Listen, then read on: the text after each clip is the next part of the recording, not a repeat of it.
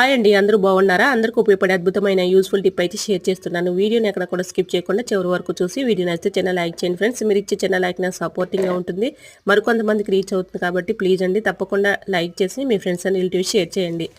ఏ పువ్వులైనా మనం స్టోర్ చేసుకుని ఫ్రిడ్జ్లో పెట్టుకున్నప్పుడు ఒక్కోసారి పాడైపోతూ ఉంటాయి కదండి. అలా పాడవకుండా ఎక్కువ రోజు స్టోర్ ఉండాలంటే ఈ టిప్ అయితే ఫాలో అయిపోండి.